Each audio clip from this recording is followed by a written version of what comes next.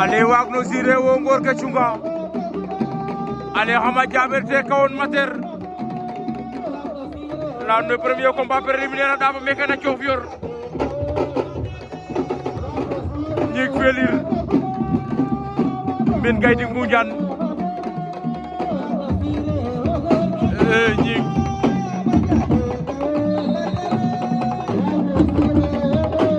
min gay di da ngay jël avertissement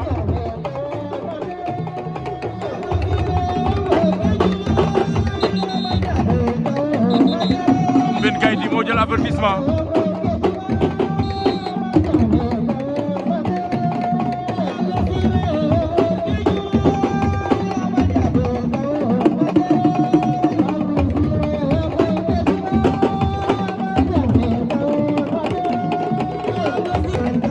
premier combat préliminaire ñik felir bin gaydi ñik daan na ko waaw sogol na ko ci kaw dóor ko ci suuf ndeysaan doole doxu jàmm ñik felir daan na bin gaydi waaw deuxième combat préliminaire Reug Reug Fissel moo ñu féete gauche Mor bu Mbul Sow moo ñu féete droite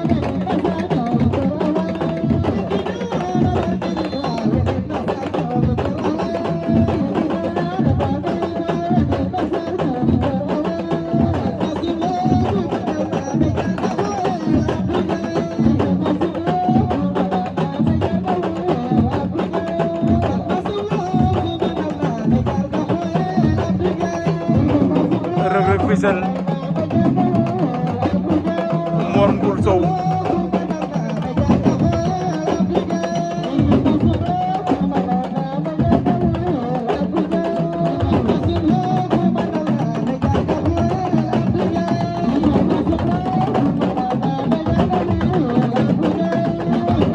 Reug Reug Fissel moo ngay forcé naax yi waaye Mor bu Mbul Sow bañ na de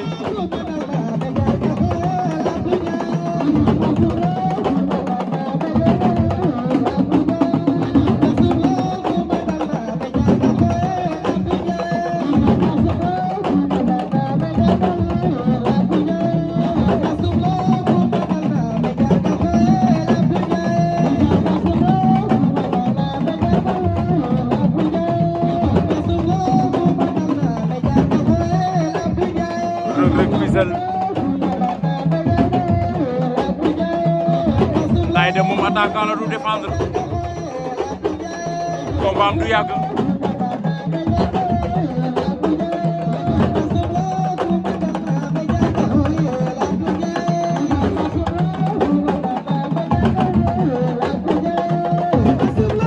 Reug Reug mu ngi koy amaane waaye Mor bañ na de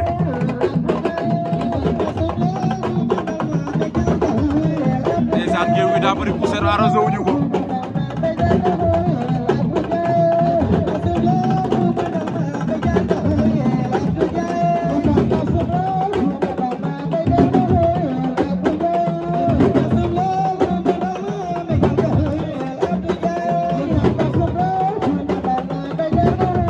waaw rikam na ko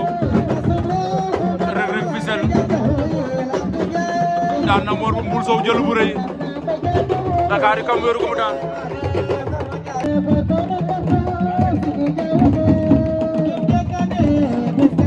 Laye Diouf Dianda mooy bëroon waaye adversaire bi xamuñu ko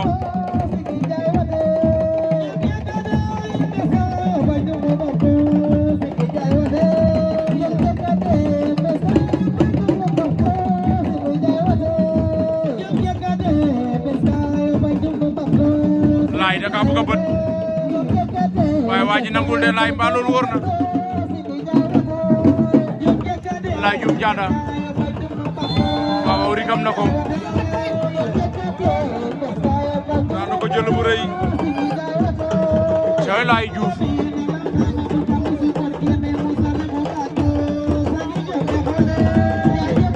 ndeysaan di courage mbër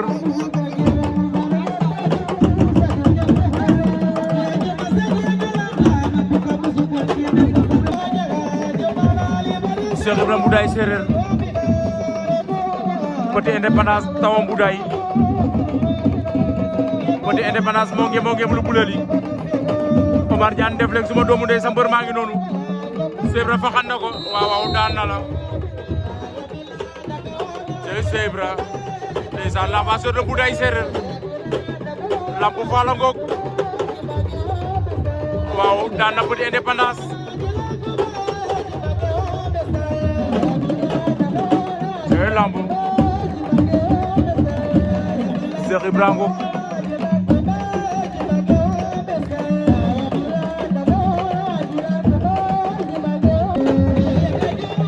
Solu bu ndaw assurance Ngoundiane prolongation lañ nekk noonu di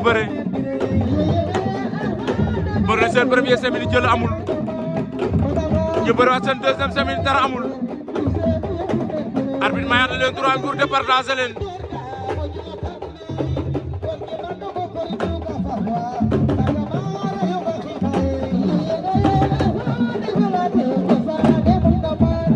Solu bu ndaw assurance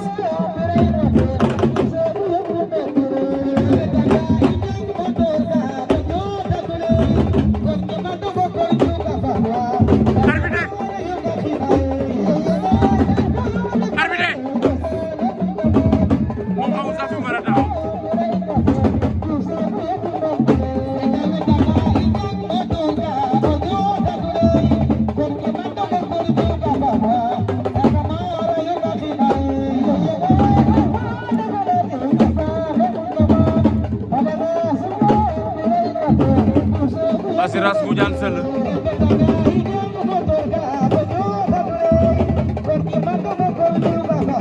assurance man loxoom am na ngembu waaye daa jàpp ngeen taxaw Seul bu ndaw tamit daa mel ni benn loxoom am na ngembu waaye ni taxaw de pour ñu bëri ci day jafe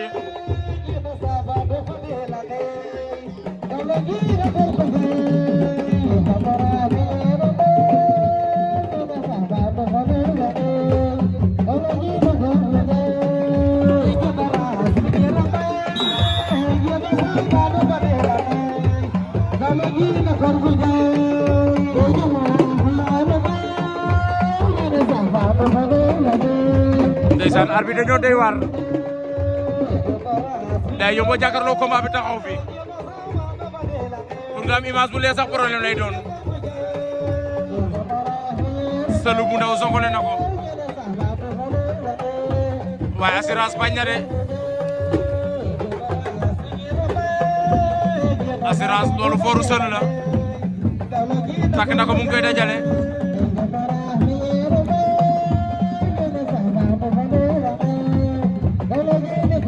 Solu bu ndaw Modou assurance dalay rikam ba mu ngoot la loolu wóorul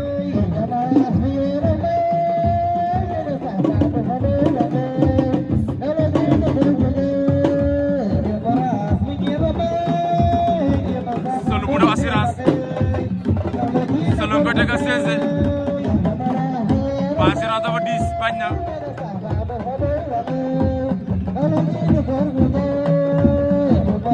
ndeysaan assurance a ngi sigi taxaw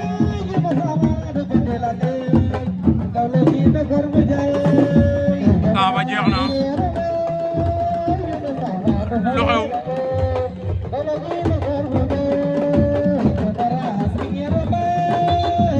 lan la arbitre di wax Solu bu ndaw yoon na assurance Ngoundiane par décision arbitre combat bi waroon naa gën a mun a neex waaye ñoom ñaar ku jëkk da nga jàpp ndegeñ kenn deful effort Indépendance Diobène Tallene Babou campement Ndangane le frère de Diangar Faye ci seen deuxième round lañ nekk noonu Babou campement Indépendance Diobène Tallene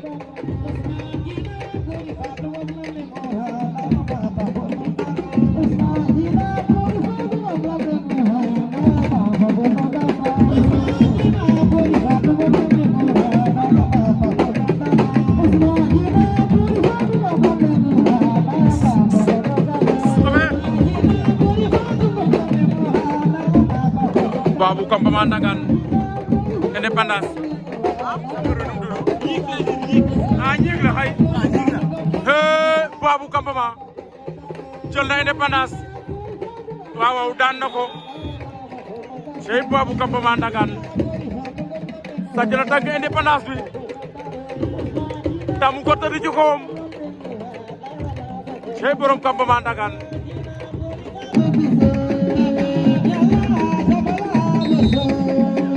ñiig felir Cheikh Ngom Bambey suma jumu si seen prolongation lañ nekk noonu lu xew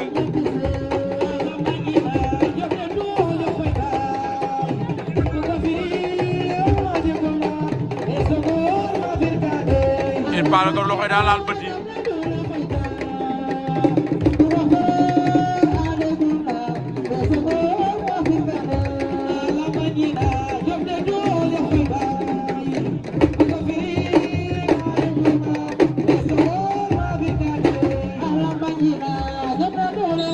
waaw mel na ni baax na de arbitre bi sifflé na combat bi ñiig felir Cheikh Ngom seen prolongation lañ nekk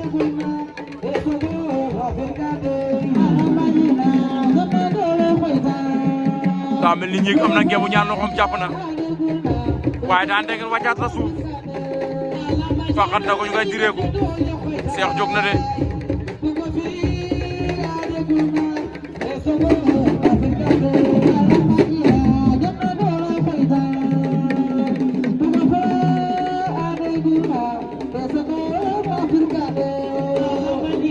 Cheikh Ngom Bambey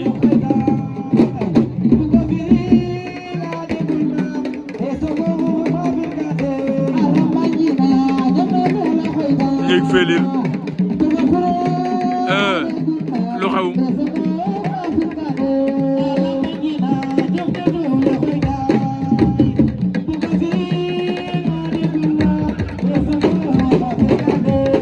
daa mel ni décident bi bëreetul de 2 minutes de combat 5 secondes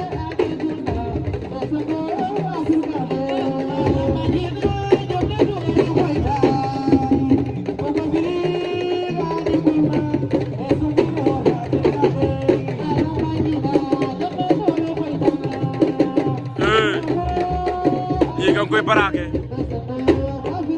waaye Cheikh Ngom bañ na de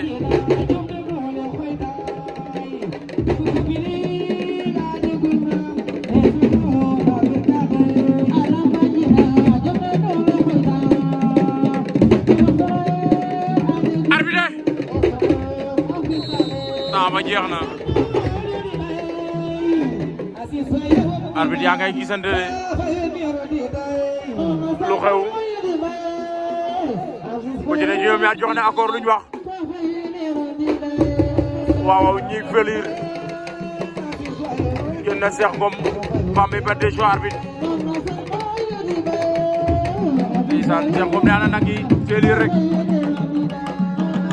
ndeysaan jël ma si kambay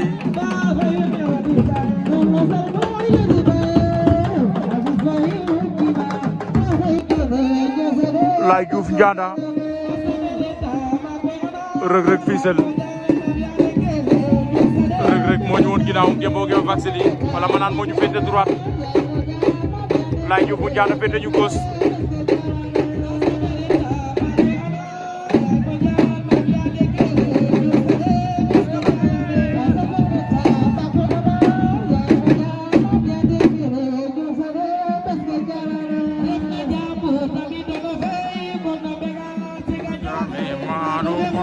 calane Reug Reug Fissel Laye Diouf Ndianda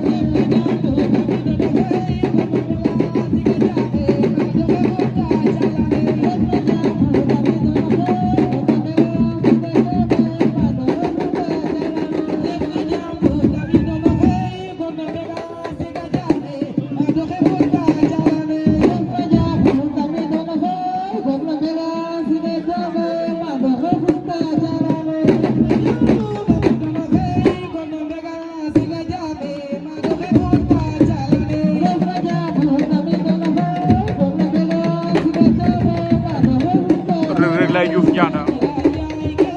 ndela madi ya wanani masingi rikam lay Diouf Ndianda rikam na rek fu fisel daan na ko jël bu rëy Sëlu bu ndaw ak Fallou bu Mboudaye Séeréer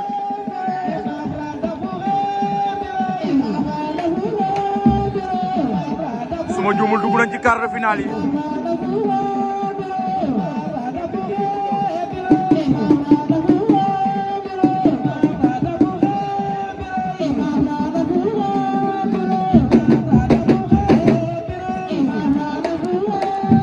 Fallou jël na avertissement sànq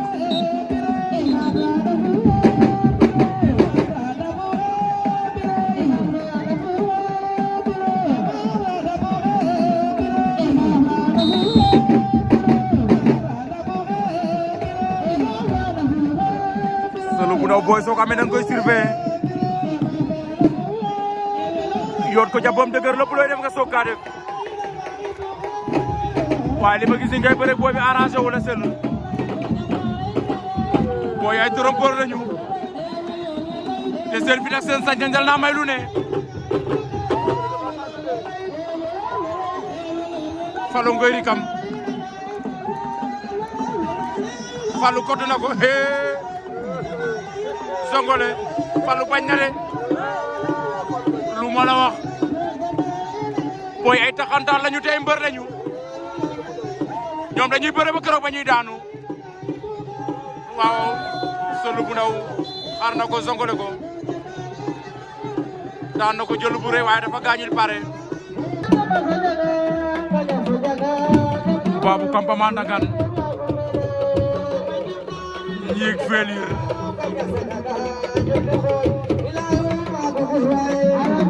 Babou ngoy fii de waaye ñiig bañ na de ñiig Babou day ñëw ci suuf la jëm de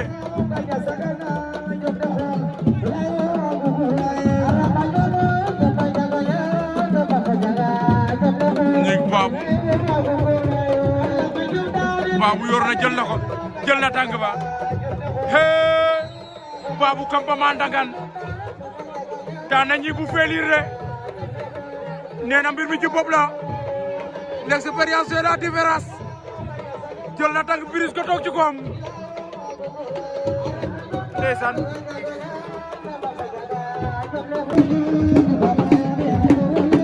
waaw premier demi-finale fii ci Diofior Babou campement Ndangane le frère de Diagar Faye moog Sëlu bu ndaw bu taset wala bu kër Ndiogu taw nañ daje Sëlu bu ndaw Babou daa mel ni am na ngeemu de waaye Sëlu jàppul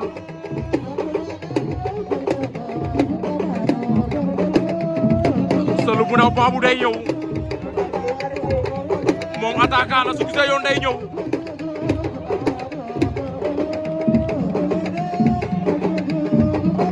Sëlu bu ndaw Babou campement Ndangane mooy premier demi-finale bi deuxième demi-finale lay Diouf Ndianda lay doon ak Séeréer bu Mboudaye Séeréer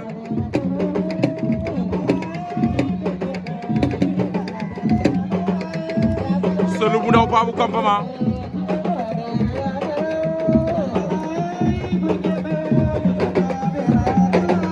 Sëlu bu ndaw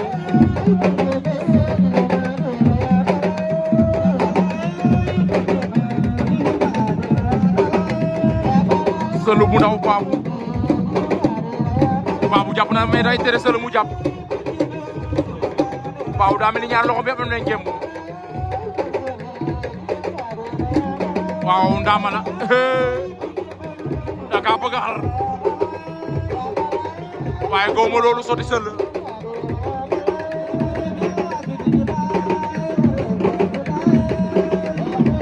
waaw loolu laa nangu Babou tere ko moo la ëpp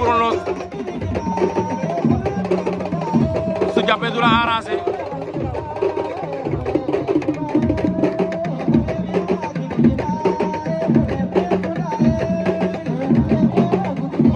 ca suuf waaye Seul bu Ndaw da ka tëj sinon Papa Babou day ñëw de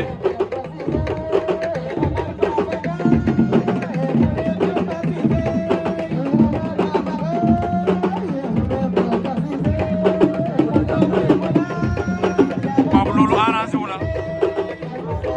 mbooloo bu njool bu ko may mu jàpp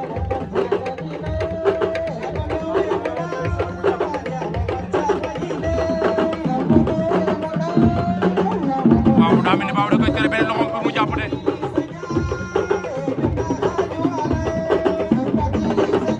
Babou ngay jégal ca suuf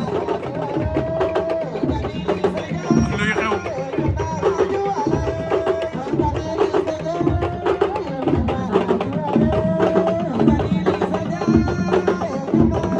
Seul bu Ndaw Babou campement Ndangane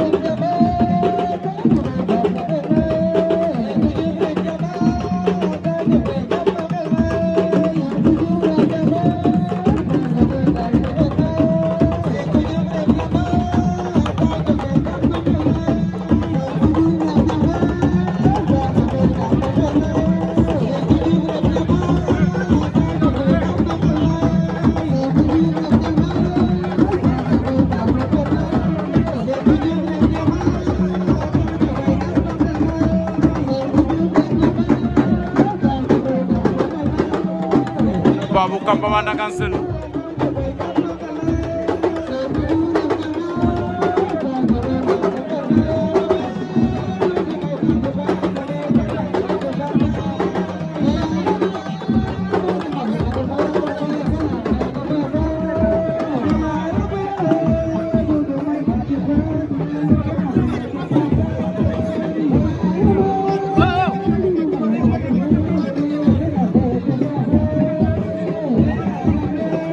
Babou campement Seul Babou da nga jël avertissement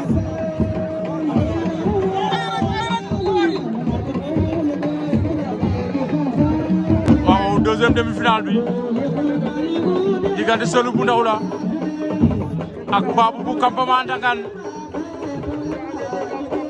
bëri nañ seen premier 5 minutes jël amul waaye Babou jël na avertissement ci seen deuxième round lañ nekk noonu Seul bu Ndaw Babou daa bëgg a yooru Seul bu Ndaw dala kay mayam déet Seul mu koy forcer da ka bëgg a jàpp waaye Babou bañ na de Babou rikam Babou campement rikam ne Seul bu Ndaw daan na ko jël bu rëy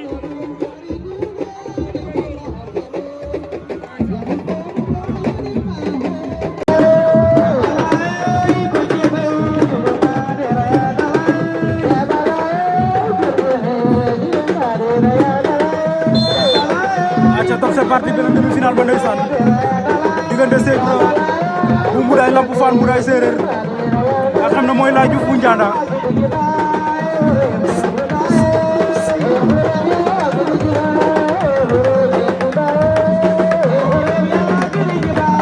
ndeysaan Laye Diouf Ndianda Lamp Fall bu Mboudaye Séeréer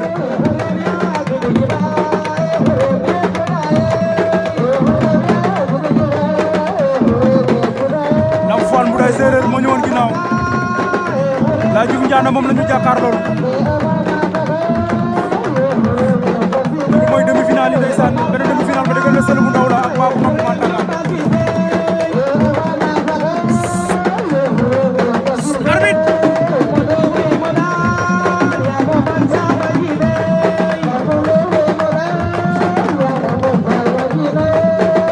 Laye Diouf Ndianda borom Cheikh bu Ndianda baa ngi noonu borom Ibou Ndianda bi ndeysaan Laye Diouf kaay bu Saalum la ko kal waaw fan yëpp moo ngi compétir ndeysaan waaw mboru Fodé bi Fodé ñaan bu kër gi ren sa mbor baa ngi noonu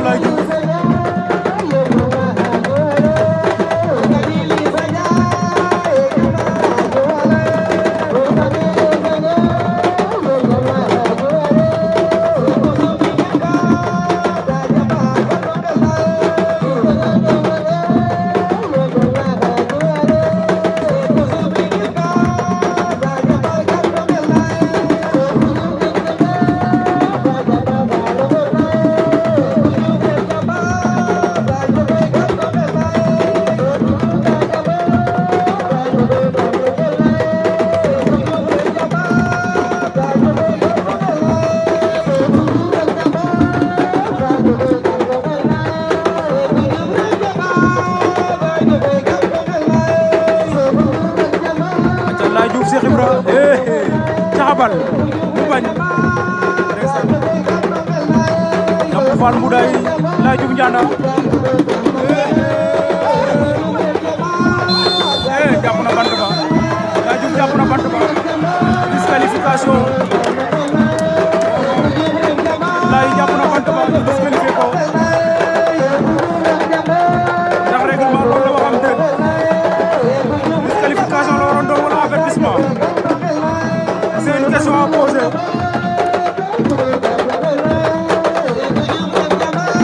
Waaw top c'est parti. Final lambu Diofior tey dimanche le 22 décembre 2024. Babou Campement Ndangaan le frère de Ndiangar Faye rak ci Ngor Ndangaan waaw moog Cheikh Ibra alias Lamp Fall bu Mboudaye Séeréer Cheikh Ibra Mboudaye Babou Campement Ndangaan waaw Cheikh Ibra moo génne Laye Diouf Ndianda demi-finale Babou Campement Ndangaan génne Sël bu ndaw ñoom ñaar ñoo taxaw final noonu arbitre arrêté combat bi jox leen avertissement dafa yàgg fayeeku bi mënoon naa ñàkk lamb ji mën naa ñàkk tension Babou Campement Cheikh Ibra combat baa ngi bëgg am tension arbitre yaay semi-finale yi jox leen avertissement loolu du yoon comme que dañoo dóorante leen war a jox kenn ku nekk avertissement waaye defu ko de gën na seen diggante soufflaat combat bi Cheikh Ibra Mboudaye Séeréer Babou Campement Ndangaan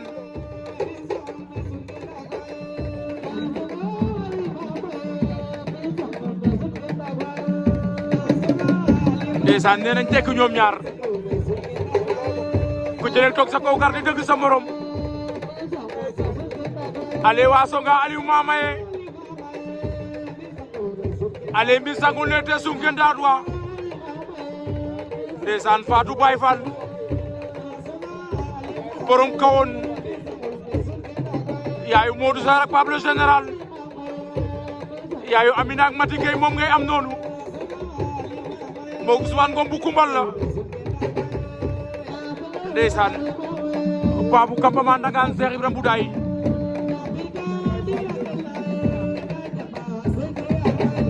ceewaay ñaari xale yi dañu war a bëre ndax man xam naa ñoom ñaari ay ndaanaan lañu te ku ci nekk am nga sañ-sañ sa bopp gëm naa ne su jàppante mu jeex maa la ko wax lambu ji benn songu lay doon de Cheikh Ibra Babou campement Ndangane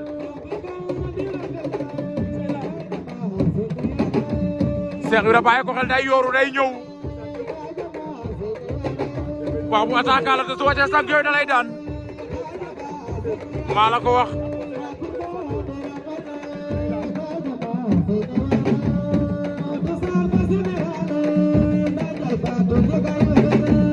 ndeysaan ale Modou Sarr fa général ale nda Njaay Fatou jega yoɓer ndeysaan da lange wo xacca he jël na tànk ba waxoon naa la ko Babou jël na tànk ba de Babou da kay daan waaw waaw Babou campement Ndangane jël na la mu ci kaw Cheikh Ibra bu Mboudaay waxoon naa la ko daray daan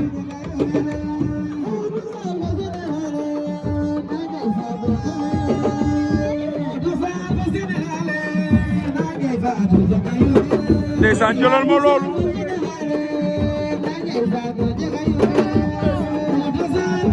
c'est loolu dafay neex ale Modou Sarr fa général ale nda Njaay Fatou jega yoɓer ndeysaan boog faap ne den Fatou Baye Fall a gima naaga kenn du yow ci ñun ndeysaan ne affaire lambu day neex